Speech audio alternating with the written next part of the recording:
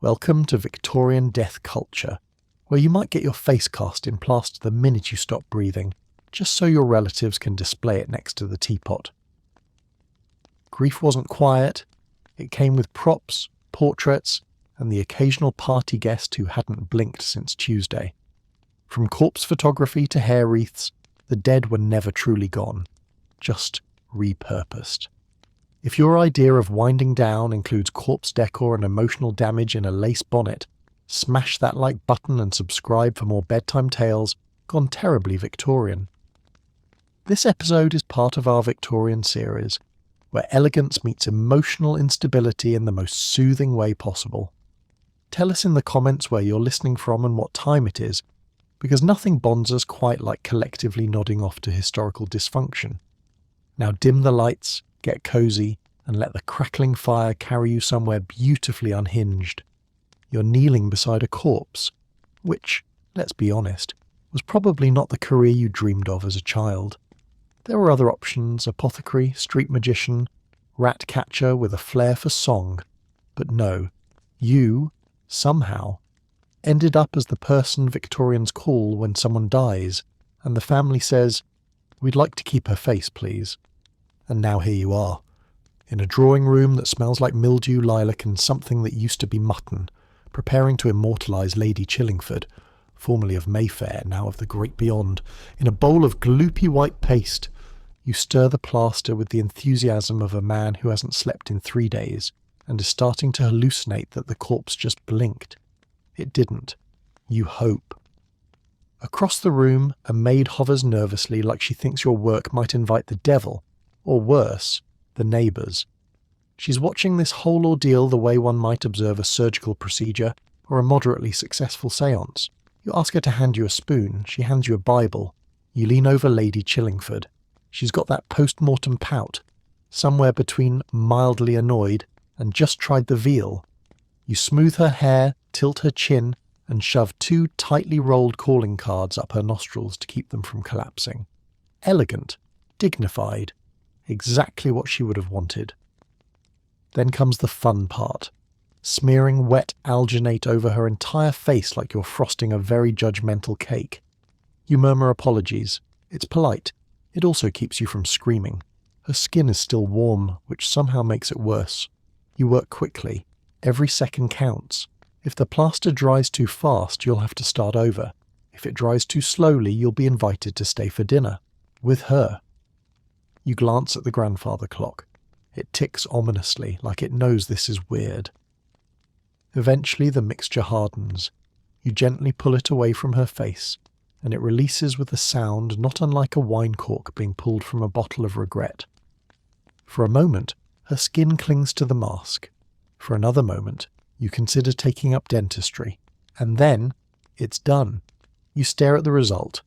A flawless, ghostly replica of Lady Chillingford, complete with her signature look of faint disapproval. You've captured her perfectly. Even in death, she still looks like she'd correct your Latin declension. You hand it to the footman like a cursed Fabergé egg and say, "She's ready." And somehow, that's the most Victorian sentence anyone has ever uttered. Right, let's talk about what you just did. Because in case it wasn't obvious, slathering goo onto a dead person's face and peeling it off like a haunted pancake is not a modern job requirement. But in Victorian England, this sort of thing was not only accepted, it was practically an art form. A highly respectable way to say, "Mum's dead, but we'd like her forehead forever, please." The death mask, the plastered, waxed, bronzed echo of a face that no longer needed it, was the ultimate 19th century keepsake. Hair? Sure, you could snip a lock. Jewellery? Lovely. But nothing said grief with flair quite like a full-face cast mounted on the dining room wall like a taxidermied ancestor. And it had to be fast. Speed mattered.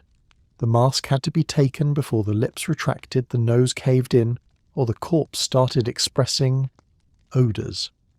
In some cases, families called the mask maker before they called the doctor because priorities. One article from the Illustrated London News in 1851 praised a sculptor for capturing a true likeness, before the grief of death had time to rearrange the features. Translation: get it while it's fresh, folks. Victorians believed the mask preserved not just a face, but a moment, a memory, a soul, or at the very least the optimal arrangement of cheekbones for future generations to admire.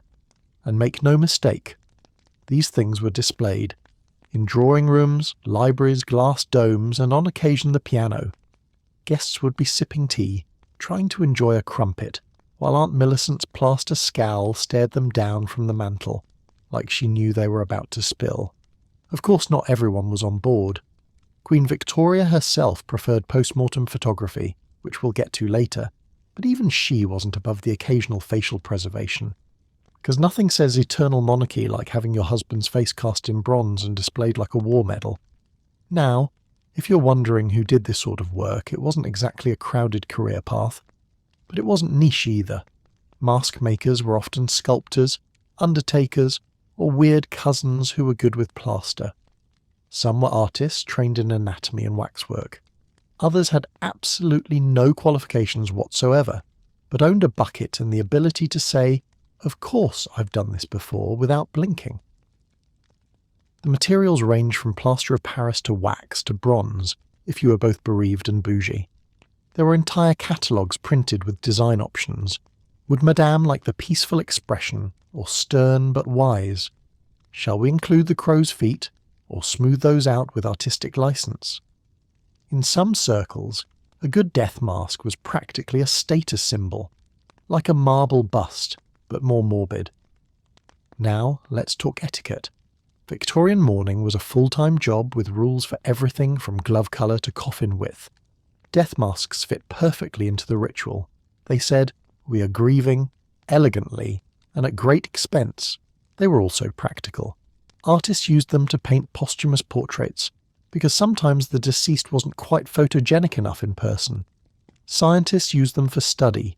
Criminal courts used them to examine the faces of deviants, and the general public used them as party conversation starters. As one 1874 London Gazette had cheerfully put it, "Death mask taken respectfully, without delay. Expressions preserved. Discount for multiple family members. Because why not cast the whole lot while you're at it?"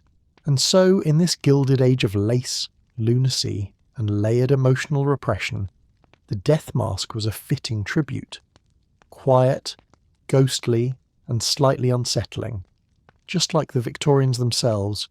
And of course, the Victorians didn't invent this idea. No, like most of their eccentricities, they borrowed it, polished it, and then made it incredibly awkward. Let's rewind a few thousand years to see where this all began, with plaster, skulls, and just a touch of divine paranoia. You really didn't plan to spend your Tuesday afternoon making prolonged haunted eye contact with a plastered prehistoric skull, but here we are. You were promised a museum internship, maybe a bit of cataloguing, polishing a Grecian urn, lunch breaks. But now you're elbow deep in drawer 17B, bone-like objects and other mistakes, holding something that looks like it belongs in a horror film and a pottery barn. It has teeth and opinions. Its eye sockets are stuffed with seashells. Like someone said, "You know what this skull needs? A seaside motif." The rest of the face has been lovingly sculpted with lumpy plaster, giving it all the charm of a soggy papier-mâché project done by a child who's deeply angry at faces. You turn it gently in your hands. A small label peeks out from under the jaw. Jericho skull circa 7000 BCE. Right. So this isn't a prank, this is archaeology. And you, by the way, are now holding the earliest known death mask in recorded human history. Congratulations. You've just been spiritually hexed by a Neolithic mortician who thought, what if I preserved Grandpa's face but also made it look worse? You stare into the vacant, shell-filled eyes and feel a strange mix of awe, nausea, and the urge to sanitize your entire existence. Suddenly the room feels colder. The air smells faintly of dust, limestone, and historical consequences. Someone sneezes in the Egyptian gallery next door, and you jump like the skull just whispered your name.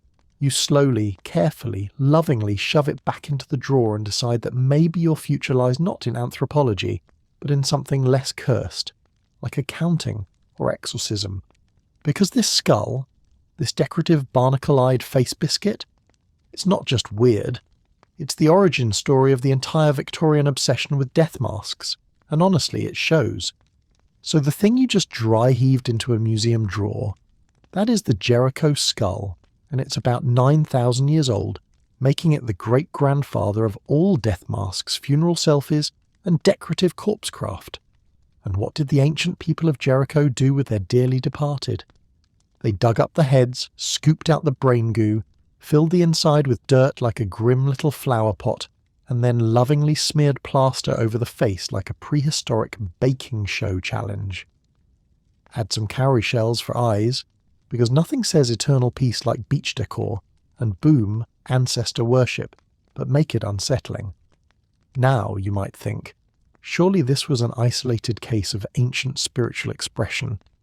No, this was a whole thing, because if there's one thing ancient civilizations and Victorians had in common, it was their unwavering belief that death should be both creepy and decorative. Take the Egyptians, for instance. These people had entire departments devoted to making corpses look fabulous for the afterlife. Gold masks, beaded shrouds, hand-carved eyeliner kits. Tutankhamun's mask, which the Victorians adored, by the way, wasn't just royal bling, it was a passport for the soul. If your ghost couldn't recognise its face at the underworld gate, you were spiritually screwed. Victorians looked at that and thought, yes, we should do this too, but with more sideburns. In the 1800s, Egyptomania hit London like a fever dream wrapped in linen. Museums filled their halls with coffins, mummies and whatever else British archaeologists could confiscate in the name of science. Death masks and funeral effigies were shipped in by the crate. Dinner parties were thrown where people unwrapped mummies like they were novelty baguettes. Nothing says fun evening like picking amulets out of someone's ribcage between dessert and port. Meanwhile, in ancient Rome, they took things to a whole new level of why would you do this? Wealthy Roman families made wax death masks of their deceased relatives. Fine. But then they'd hire actors to wear the masks and walk in their funeral processions. Yes. Imagine your cousin Gerald dressed in a toga and your dead aunt's face, leading a solemn march down the street while everyone pretends this is totally normal. The Victorians ate it up. This tradition echoed all the way to Westminster Abbey, where royal funeral effigies, some of them made from actual death masks, were paraded around, posed dramatically and sometimes kept for centuries. The Abbey still has these waxy little corpse mannequins upstairs, and no one talks about it, which is honestly the most British thing ever. And then there's the Mask of Agamemnon, a glorious gold funeral mask dug up in 1876 by a man named Heinrich Schliemann, who took one look at the moustache and said, "Obviously this is Agamemnon. Modern science has since clarified, no, it's not. It's just some other ancient guy with excellent facial hair." But that didn't matter to the Victorians. They printed illustrations through parties and absolutely did not care that the dates didn't line up. Because for them, history was less about accuracy and more about dramatic flair. And nothing says flair like a glittering dead face from the ancient world. To the Victorian mind, all these masks, Egyptian, Roman, prehistoric beachheads, were proof that their weird obsession with casting grandma's face in plaster was not morbid, but deeply civilized. "Look," they said, sipping tea under a portrait of a skull with seashells for pupils, "the ancients did it too." And honestly, that was enough. Of course, not every death mask was made with reverence. Some were made out of desperation, or rage, or because someone had just been publicly beheaded in a very uncooperative way. Let's meet one woman whose face and neck refused to be forgotten. You're standing in front of a severed royal head, or rather a plaster cast of a severed royal head, which is somehow worse because it's been carefully arranged to look like she's just drifted off to sleep, and not, say, been decapitated with all the surgical precision of a toddler hacking at a watermelon. This is the death mask of Mary, Queen of Scots, and she looks serene. Too serene. Suspiciously serene. Like someone who just finished a long bath and said, "Wake me when my tragic legacy is complete." Yeah, but you've read the history books. You know what happened. Mary didn't die peacefully in her sleep with lavender on the pillow. She died in 1587 by beheading, which, in theory, is very clean and noble, but in reality, the first axe blow missed, the second kind of half succeeded, the third got the job done, and then the executioner held her head up to the crowd, only to have her wig come off in his hand like a final insult from the grave, and beneath the wig, a tiny lapdog. Yes, she had a small dog hidden in her skirts, which remained there throughout the execution like a traumatized baked potato. And yet, here's the mask. Peaceful, flawless. Looking like she's about to offer you a glass of sherry and a disappointed glance. You stare at it, then at the nearby plaque that says, "Cast from life shortly after death." And you think, life? Are we sure? Which part of her was still attached at that point? You back away slowly, wondering if Victorian wax sculptors were artists, magicians, or just compulsive liars with access to bronze. Probably all three. Let's just say it plainly. The Victorians were absolutely obsessed with Mary, Queen of Scots, and not in a "we respect her complex political legacy" way, but in a "we would like to decorate our sitting rooms with her head" kind of way. Mary had everything Victorians loved: royal blood, religious controversy, forbidden love, imprisonment, betrayal, and a final act involving 3 increasingly desperate swings of an axe. The whole affair was so theatrical, it could have been staged at the Royal Albert Hall, and honestly it probably was at some point, but with more organ music. Now, to be fair, Mary died in 1587, centuries before the Victorian era began. But that didn't stop the Victorians from digging her up metaphorically, and sometimes almost literally, to make her the poster girl for dignified tragic decapitation. And of course, there were the death masks. Not one, not two, but several casts were reportedly made from Mary's face after her execution. We're not sure if it was done immediately after death or sometime after someone reassembled her like a political jigsaw puzzle, but we do know the final result looked nothing like someone who just had their head treated like a cantaloupe in a bar fight. The mask is stunningly peaceful, eyes closed, cheeks smooth, jawline elegant. There's no blood, no panic, no "just got publicly executed while a dog trembled near my kneecaps" energy. No, this mask says, "I am a tragic Catholic icon and I moisturised." And the Victorians loved that for her. They reproduced the mask, painted it, displayed it in churches, drawing rooms, and the kind of gift shops where you could buy postcards of saints, and also a light lunch. Mary's plaster face became so iconic that for some Victorians she was more famous for her death mask than her actual reign. And if you're wondering whether they sanitised the historical trauma for aesthetic purposes, oh yes. This was a society that wore jet black jewellery made of hair, but they still couldn't handle the truth of Mary's wig coming off mid-decapitation. So they politely edited that part out and gave her the resting angel face trademark treatment. Her wax effigies were made gorgeous. Her tomb effigy? Stunning. Her story? Tragic, yes, but in that palatable way that makes you cry daintily behind a lace hanky while sipping fortified wine. Even Queen Victoria herself reportedly found Mary's story compelling. Perhaps because she also understood the horror of being surrounded by judgmental advisors and increasingly unhinged relatives. Relatable content. But here's the twist. The Victorians didn't just preserve Mary's image, they rebranded it. They took a politically complicated, often misunderstood queen and turned her into a martyred heroine with amazing cheekbones, because nothing sells quite like a beautiful dead woman. It was Victorian PR at its finest. Part history, part fan fiction, part Pinterest board for doomed royals. And the mask. That was the centrepiece, because to the Victorians a death mask wasn't about death. It was about control, legacy, reassurance that even in your final moment you could still look graceful enough to be cast in plaster and admired forever. Even if your actual final moment involved 3 axe swings, a lost wig, and a traumatised dog. But while queens had their faces lovingly preserved in bronze and wax, not everyone got the deluxe treatment. Some people got cast for scientific reasons, or so they claimed. Let's head into the bizarre, bump-loving world of phrenology, where Victorians stared at skulls and decided which ones were destined for poetry, and which ones were destined for jail. You're in a dimly lit Victorian parlour.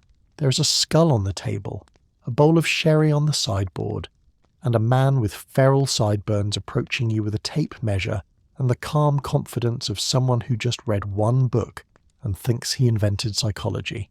He is a phrenologist, which in this century means he believes your entire personality, intelligence, humour, criminal tendencies, romantic preferences, and fondness for boiled cabbage can be decoded by rubbing your skull like a haunted crystal ball.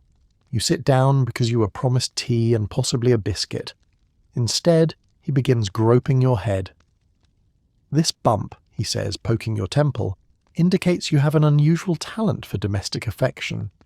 You are, in fact, extremely single and once burned down a tea cosy." He continues, and this ridge behind the left ear suggests musicality. You once played a triangle, poorly."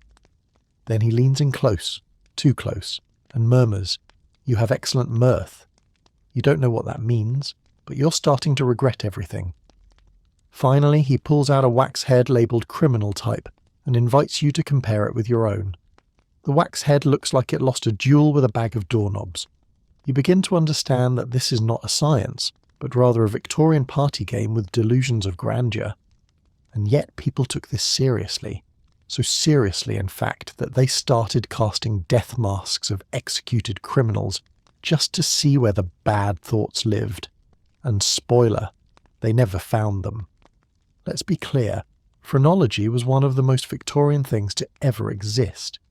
It involved no actual brain science, but lots of confident poking, and everyone pretended that was the same thing. Invented by German physician Franz Joseph Gall in the late 1700s, phrenology was based on the bold, completely unverified idea that your brain was divided into little zones, like a badly organised spice rack. Each region controlled a different personality trait such as hope, self-esteem, veneration, and the ever-popular destructiveness bit, which is exactly what it sounds like. These invisible mental organs were supposedly so powerful that they pushed up against your skull and made actual, measurable lumps, which meant, obviously, that anyone could read your soul like a topographic map of poor decisions. The Victorians were obsessed. Why? Because it gave them scientific permission to be judgmental. Want to know if your date will cheat on you? Measure his conjugality. Want to find out if your servant has homicidal tendencies? Check the combativeness zone near the temples and keep sharp objects away. It was like horoscopes, but somehow more smug. Enter James Deville, London's most famous phrenologist. He opened a posh little shop where people could pay to have their heads fondled by a man with calipers and terrifying certainty. He even made life masks of famous people, like William Blake, who during the casting reportedly had his facial hair ripped out by accident, and immediately looked like a man trying not to swear in front of Queen Victoria. Phrenology exploded in popularity. Travelling salesmen hawked portable skulls like demented Tupperware parties. Middle-class dinner guests measured each other's foreheads between courses. One overachieving couple reportedly chose a nanny based entirely on her mirth bump. And of course, it wasn't long before death masks entered the scene. Because why feel someone's head when you could cast it in plaster and poke it at your leisure? Criminals, especially the recently executed ones, were favourite subjects. After a hanging, their heads were often immediately cast, not out of sympathy, but so that doctors and phrenologists could study the bumps and say things like, "Ah yes, see here. This lobe clearly indicates a love of arson and mild bread theft." Actual quote from a real 19th century medical display in Worcester. "This man's skull shows excessive destructiveness, secretiveness, and a marked deficiency in cautiousness." Translation: he made bad choices often and probably ran with scissors. But let's be honest, phrenology was 90% performance art and 10% desperately trying to make calipers look respectable. It wasn't long before things got uglier. Because once Victorians realised they could rank personality by skull shape, they inevitably used it to rank social class, and then race, and eventually everything that wasn't nailed down. Suddenly the size of your forehead could scientifically prove that you were lazy, dishonest, or heaven forbid, French. It gave scientific-sounding excuses to colonialism, bigotry, and one's deeply held fear of poor people. Gaul himself eventually tried to rein it in. He said things like, maybe don't use this to oppress entire populations. But by then, the Victorians had already started engraving charts onto butter knives and printing phrenology maps on tea towels. Eventually, real scientists came along and said, this is absolute garbage. And phrenology faded, mostly, but the masks remained, lined up in museums with handwritten notes, with their lumps, with their myths. A row of dead heads whispering, you didn't really know me. You just measured my enthusiasm bump and made up the rest. But not all masks were made to sort the morally suspicious. Some were made for someone nobody knew at all. She didn't commit a crime. She didn't marry a prince. She just drowned, quietly, beautifully, and left behind a face so peaceful, the entire world couldn't stop looking. Let's meet the unknown woman of the Seine. Death mask, mystery, and the future face of CPR dummies everywhere. You're standing in a Parisian morgue, and for once the vibe is weirdly peaceful. The body in front of you isn't like the others. No bloat, no horror, no face frozen in the international language of, oops, I died. Number. This one looks rested. Like she just finished a nice picnic, took a nap by the river and forgot to wake up for the next century. She's young, serene, mysteriously lovely. Which is incredibly inconvenient for everyone, because now the entire morgue staff is emotionally compromised. The attendant leans in and says, she's too beautiful to go in a drawer, and instead of filing a report or contacting someone official, he says the 6 words that would go on to create the strangest CPR dummy origin story in history. Let's make a mask of her. Yes, a death mask. Of a completely unknown woman, because nothing says respectful handling of a tragedy, quite like turning a drowned stranger into a collectible. You stand by as the plaster sets on her still pretty face. Someone sighs, someone else probably writes a poem. The whole room smells like grief and questionable decision-making. And when the mask is pulled off, revealing the faintest Mona Lisa smile frozen in time, you already know this girl's about to become a Victorian icon, and, plot twist, a medical device. Let's introduce the most kissed, mysterious, and wildly overexposed corpse in history, the unknown woman of the Seine, or as the French called her, l'inconnue, which is a poetic way of saying, we have absolutely no idea who she is, but damn if she doesn't look peaceful. This woman drowned in the late 19th century, pulled from the River Seine with no ID, no injuries, and no one coming to claim her. But instead of filing her away in the usual tragic unknown victim folder, the mortuary staff collectively said, okay, but hear us out, she's beautiful. And because this was Victorian-adjacent France, where death and art regularly held hands and strolled the boulevards, they made a death mask. Not because she was royalty, not because she was important, but because she looked like she could sell candles on Etsy. And the mask, it was stunning. Delicate features, closed eyes, a soft smile that said, it's fine, I'm just gently haunting you. She instantly became a Parisian hit. Copies were made. Artists painted her. Philosophers waxed poetic. People started decorating their parlours with her face the way you'd hang up a motivational quote. Except this one whispered, everything is fleeting, including your pulse. She became a Victorian aesthetic movement all by herself. A whole cottage industry emerged around her tragic beauty. She was like a Pinterest board for melancholic charm. Her expression had just the right amount of sleeping angel, and none of the probably smells like a river. But the story doesn't stop there. Fast forward to 1958, a Norwegian toy maker, yes, this is real, named Asmund Lærdal is helping develop a medical training mannequin for this brand new invention called CPR. The challenge. The dummy needs to be kissable, but not in a way that's too weird, which is frankly a difficult line to walk when you're building a mouth-to-mouth doll. Asmund remembers that his grandparents had a copy of the unknown woman's death mask in their house, as one does, and he decides that her peaceful, non-threatening face is perfect for his CPR project. So he uses it, and thus the unknown woman becomes Resusci Anne, the CPR dummy seen in every classroom clinic and awkward office training session since the Cold War. To recap, drowned mysteriously in 1890s, Paris. Death mask made because she was too pretty to ignore. Turned into art, became viral before the internet. And eventually transformed into the face of emergency medicine. Today she is estimated to be the most kissed face in the world. More than Marilyn Monroe, more than Elvis, more than your Gran's precious Pomeranian. This unknown woman, who likely died alone and unnamed, has been smooched by millions of awkward teenagers in high school health class, most of whom were too embarrassed to maintain eye contact with her lifeless plastic gaze. And somehow that's weirdly beautiful, and also deeply Victorian. Because what is more on brand for the 19th century than turning a tragic mystery woman into a global symbol of mouth-to-mouth resuscitation? The Victorians may not have known her name, but they knew good marketing when they saw it. So now we've seen the mask of a queen, the mask of a criminal, and the mask of a drowned girl who became public property with lip gloss.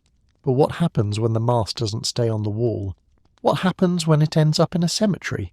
Carved in stone, mounted on a grave, and paired with an angel who's giving side-eye. Let's walk into Highgate Cemetery, where the statues mourn, the children are heartbreakingly dead, and some of the tombstones have faces. Literal faces. You're taking a nice peaceful walk through Highgate Cemetery, which is sort of like visiting a haunted botanical garden, curated by people who thought sorrow should be tastefully enormous. Around you, stone angels dramatically weeping into marble curtains, tombs the size of starter castles, and at least 3 separate statues of women who appear to be crying because someone forgot to light the gas lamps. But then you see it. Her. Nestled between 2 crumbling obelisks and what might be a vampire's vacation home is a statue of an angel holding a child. Cute, you think, until you look closer. The child's face is weirdly specific.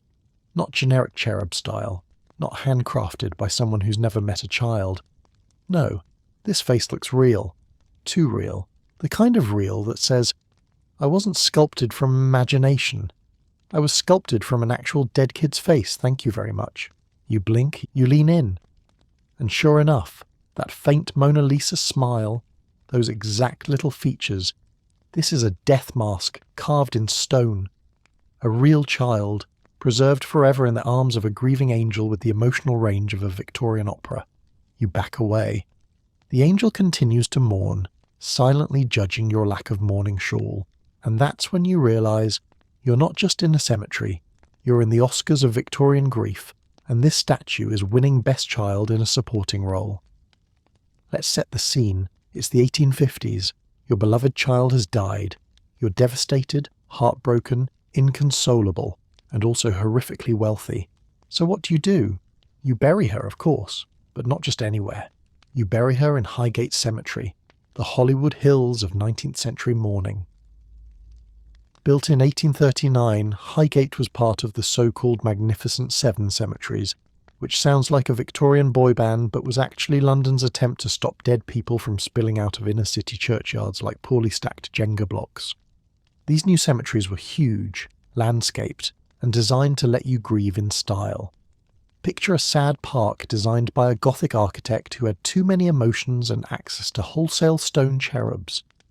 At Highgate, the upper crust came to mourn loudly and artistically. They built tombs like temples, obelisks, crypts with spiral staircases, a mausoleum shaped like a pyramid that whispered, "My grief is better than yours." But for one grieving family, even that wasn't enough.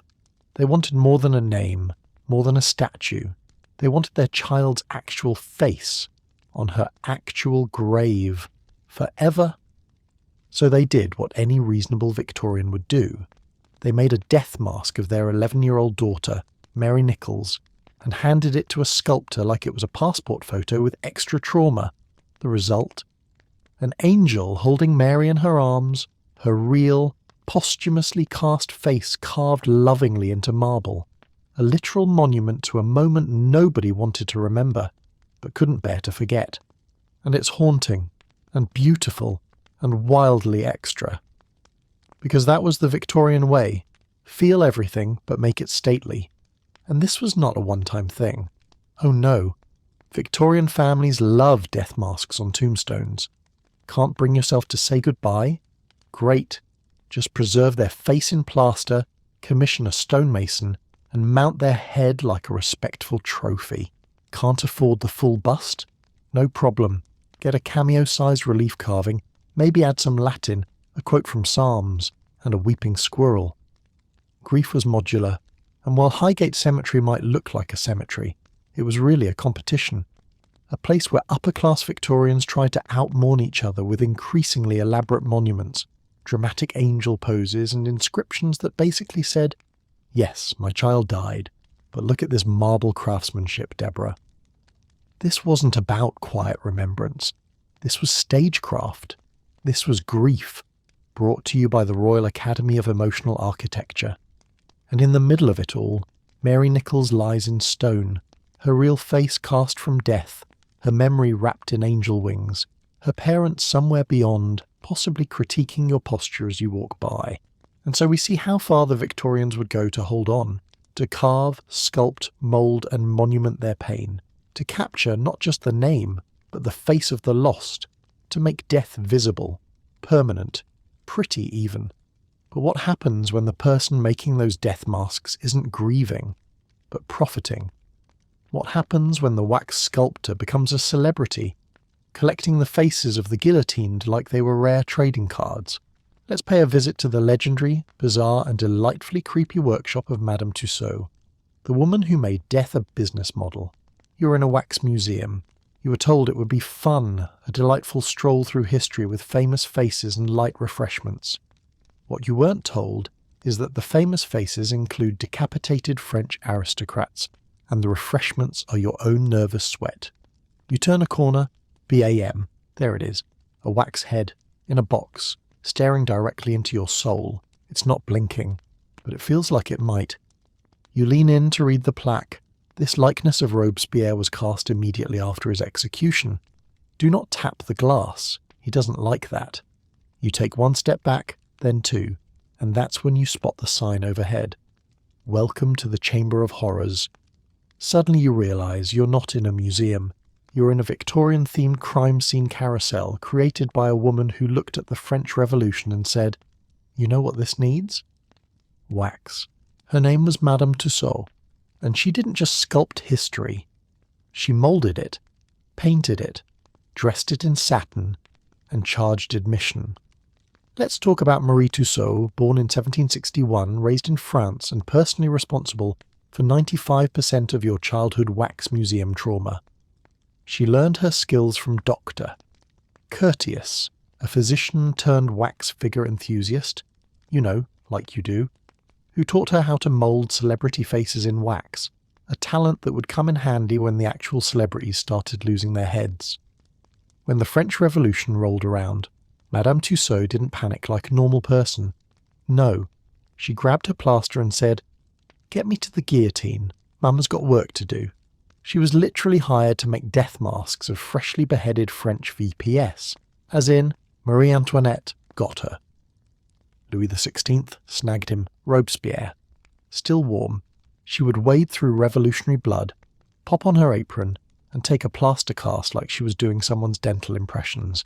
And because this was revolutionary France and nobody knew what was appropriate anymore, people thought this was totally fine. In fact, they thought it was kind of classy. Tussaud didn't blink. She just kept collecting heads like they were seasonal Fabergé eggs. Eventually, when the revolution cooled off and it was slightly less dangerous to own your own neck, she packed up her entire wax corpse collection and moved to the one country that would appreciate a severed head museum with polite enthusiasm, Victorian England. And in London, she crushed it.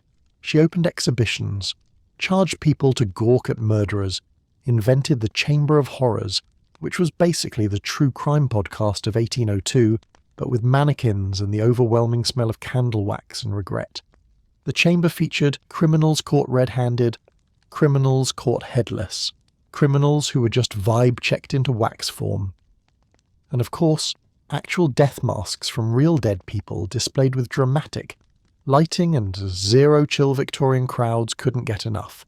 They'd wait in line for hours just to walk through a room filled with replicated corpses, realistic eyes, and the quiet suspicion that one of these figures might actually be alive and very patient. People were obsessed. It was dark. It was theatrical. It was everything Victorian entertainment was meant to be. And as Tussaud's fame grew, so did her collection.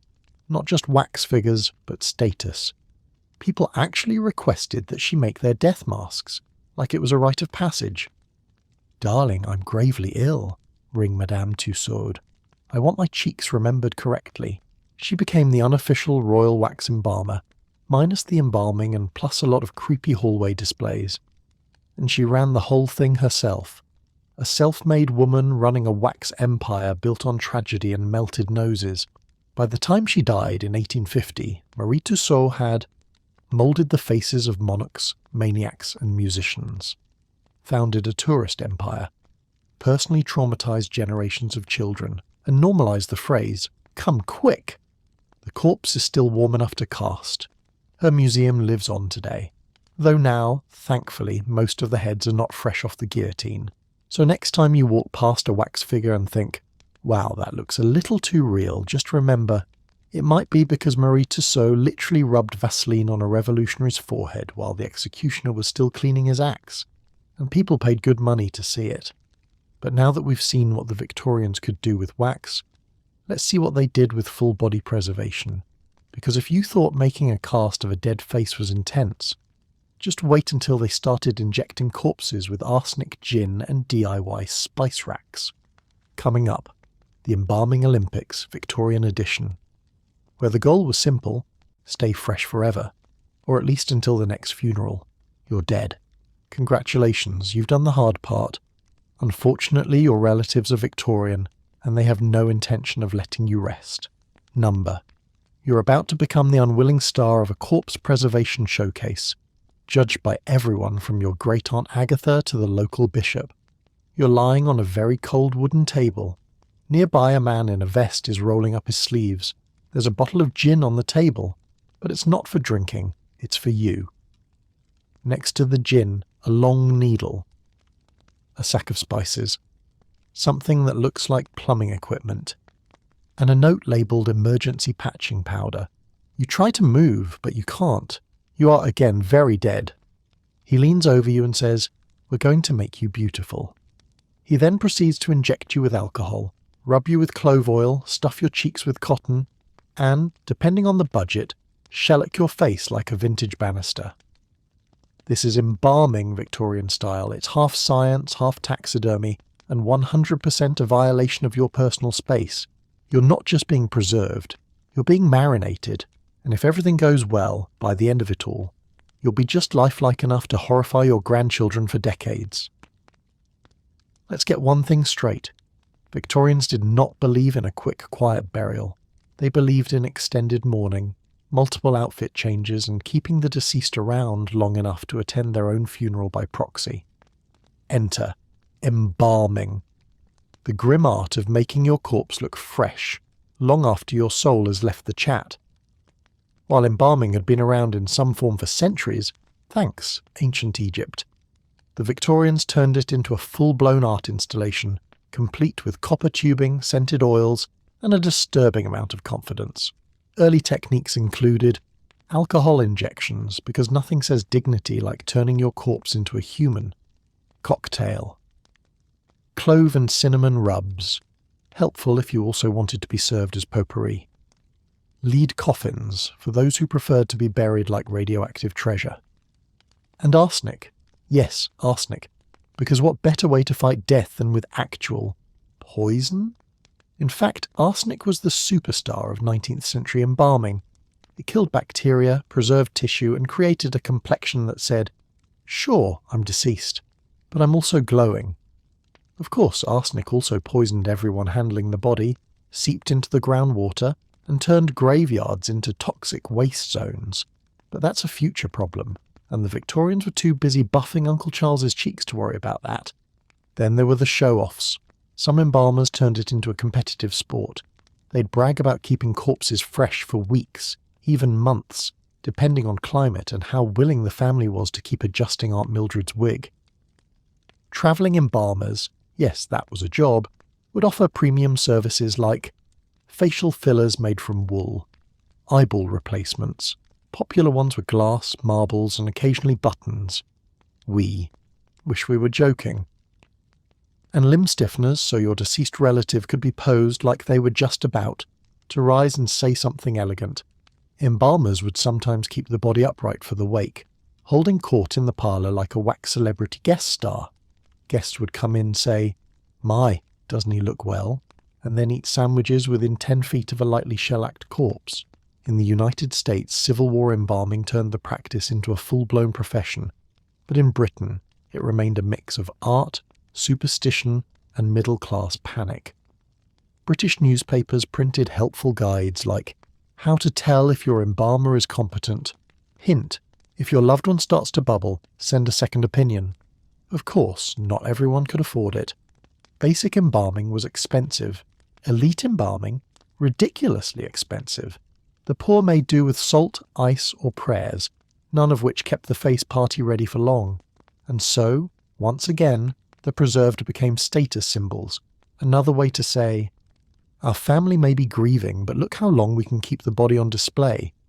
Because in Victorian England, it wasn't just about mourning, it was about how long you could do it. While everyone else looked at your perfectly embalmed nana and quietly envied your preservation budget. And so, embalming in the Victorian era wasn't just a science, it was competitive corpse styling. It was makeup, mood lighting, and mild poisoning. It was death with a showroom finish, and as weird as it sounds, it was all done in the name of a love. A deeply strange, borderline theatrical, chemically questionable kind of love, but love nonetheless. But embalming was only half the story, because when it came to children, Victorians didn't stop at wax or cloves. No, for their most precious little ones they turned to post-mortem photography. Tiny corpses, tiny props, tiny chairs, and a camera that whispered, "Say cheese," or "Don't, you're dead, you're at a photo shoot." But not the fun kind. There's no cake, no flash, no awkward hand-on-shoulder pose with a cousin you hate.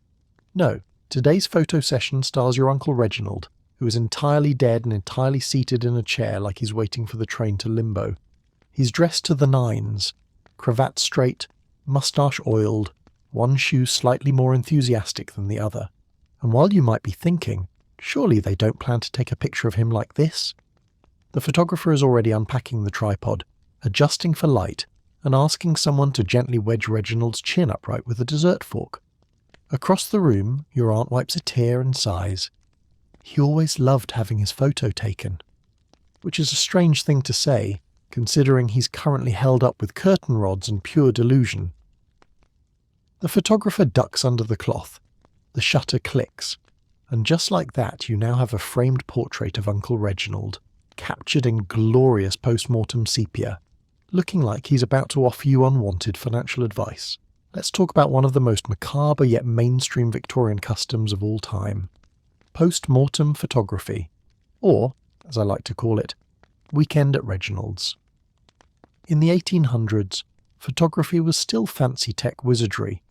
Expensive, slow, and requiring everyone to sit completely still for about 30 seconds, or risk looking like a possessed watercolour. It was like Instagram if every selfie came with a payment plan and mild arsenic exposure. So if someone died before they ever got their picture taken, which was often, the family didn't panic. They simply said, "Oh no, quickly. Someone fetch the top hat and the corpse brace. We're doing this because the Victorians, bless them, believed in preserving memories, even if the subject was fully deceased and maybe already halfway to rigor mortis." These photos were called memento mori, Latin for remember that you too will die, and apparently try not to blink while holding up Grandpa's limp elbow. Now, to us this all sounds like a deleted scene from a horror movie, but to them, completely normal, even thoughtful. You weren't just honouring the dead, you were creating their debut photo shoot. It's like glamour shots, if the model had recently passed away and you had to pin their jacket shut with corsage wires. Let's review some real post-mortem photo styles. the just resting. The deceased is laid out peacefully in bed, often with a flower. Looks like they're taking a nap, or a very long nap. The formal portrait, seated in a chair, dressed in their finest, propped up so. Convincingly it looks like they're about to offer you a Werther's original and a life lesson. The group shot. Whole family gathers around the corpse for a final group photo, trying not to touch the obviously freezing arm. Everyone's crying except Uncle Peter, who's mostly mad about missing tea. And of course, the staring into your soul, in which the eyes are painted open after the fact because apparently subtlety was outlawed in 1851. And yes, these were proudly displayed in the home, on mantels, in albums, next to the clock, possibly in the dining room, so that every meal could be enjoyed under the stern, glassy gaze of someone whose soul left last Tuesday. Posing the dead was an art form. Photographers used ropes, rods, back braces, and the occasional iron stand, all tucked discreetly behind the corpse, like it was a school photo gone horrifically wrong. And the families, dead serious, they'd say things like, "Let's tilt father's head just so. That's better, more lifelike. Do you think he should be holding the Bible or the newspaper? He's slumping again. Get the broom handle." This wasn't just about memory, this was about aesthetics, about capturing the soul, which had left the body, but was hopefully still available for retouching. Some of these photos were passed around to relatives, others mailed with loving notes like, "Dearest cousin, enclosed is our beloved Edmund, photographed the morning after his passing. Doesn't he look like he's about to say something scholarly?" And Cousin Margaret would reply, "Yes, he looks as though he's about to critique my soup." Beautiful. In hindsight, it's easy to mock, easy to say, this is unhinged behaviour. But for Victorians, this was grief with accessories. This was closure, posed, propped, and processed on silver nitrate plates. This was love, awkwardly framed and hanging above the fireplace between two oil paintings of judgmental ancestors. And if you think this is where things peaked in Victorian mourning customs, you sweet naive fool, because some families didn't stop at the photo. They wanted more. They wanted a party, with the corpse as the guest of honour. That's right. You're invited to the next chapter, where the dearly departed attend the wake in person, possibly with a biscuit and a bow tie. You arrive at the wake fashionably late because the guest of honour isn't going anywhere. You hang up your morning coat, straighten your black cravat, and follow the sound of light harp music, gentle weeping, and someone very much alive saying, "Do not touch the corpse, Harold." The parlour is lovely. Lace curtains, biscuits, a full tea spread. And there, right between the pianoforte and the sardine canapes, is Mr. Horace P. Wensleydale, recently deceased, and currently holding court in his favourite armchair, dressed better than you as usual. His shoes are polished. His lap blanket is monogrammed. Someone has given him a glass of port, mostly decorative, but still appreciated.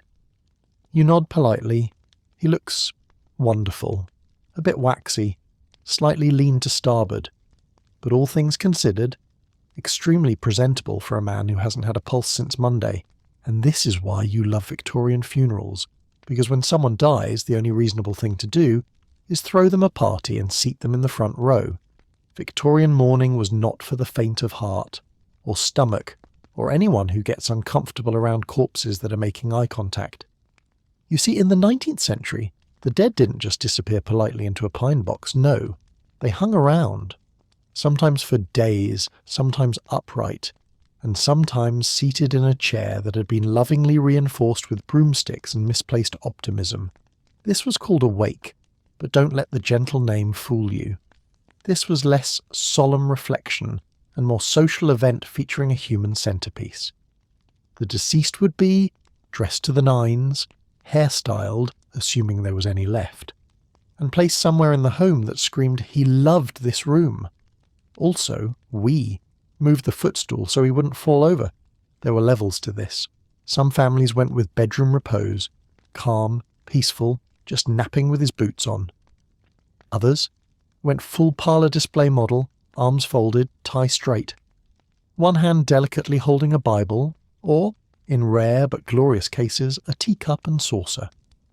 Guests were expected to pay their respects, admire the presentation, and act like none of this was weird. And they didn't. Because to the Victorians this was peak tastefulness. "I say, Gerald, your father looks so lifelike. Thank you.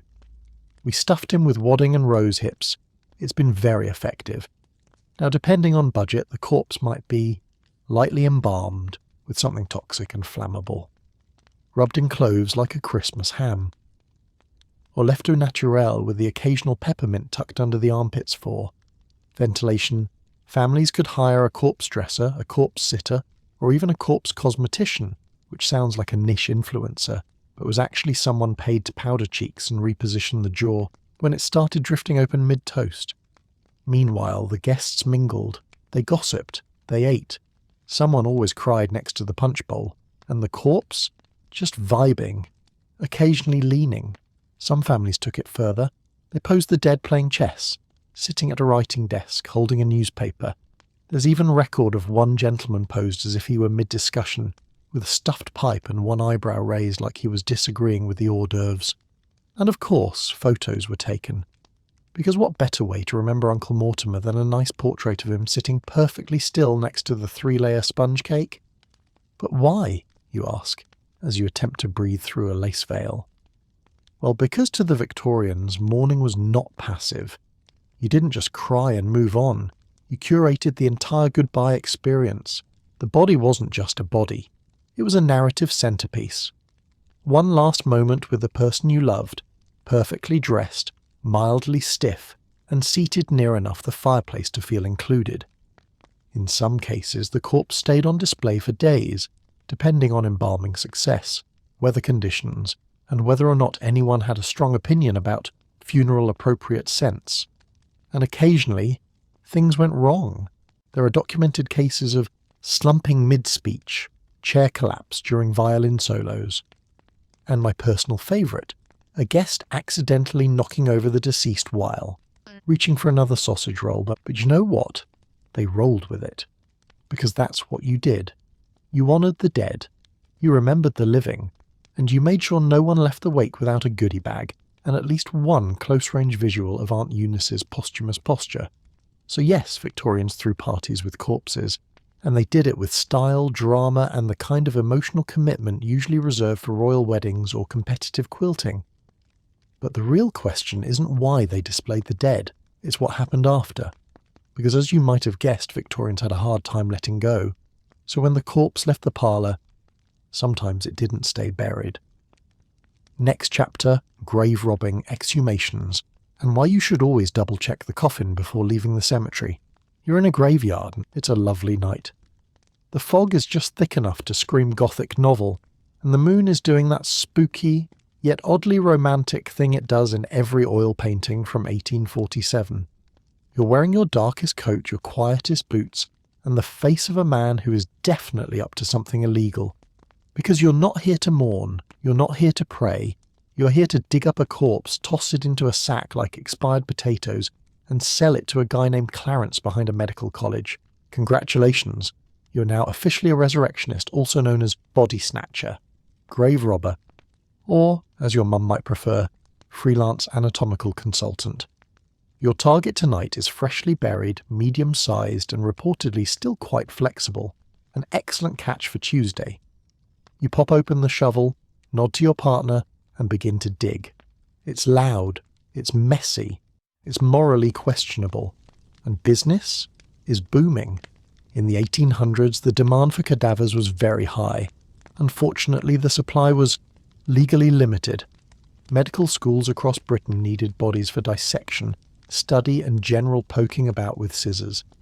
But you couldn't just order them in bulk. The law was very clear. Only execute criminals may be used for science. Great. Except the number of hangings was on the decline. Inconvenient for doctors, excellent for necks. So what did the good citizens of science do? They looked around and said, you know, there are a lot of fresh corpses just lying around in the ground doing absolutely nothing. Enter the resurrection men. Victorian grave robbers who became entrepreneurs of the afterlife. They'd wait for a funeral, give it a respectable 6 to 48 hours, and then return under cover of night with shovels, lanterns, and the unshakable belief that grave robbing was more of a customer service role. These men had a system. Don't take valuables, that's theft. Morals, don't take clothes, that's grave desecration. Illegal. Just take the naked, slightly fresh body and leave the rest looking tidy. The goal was stealth. Quick in, quick out.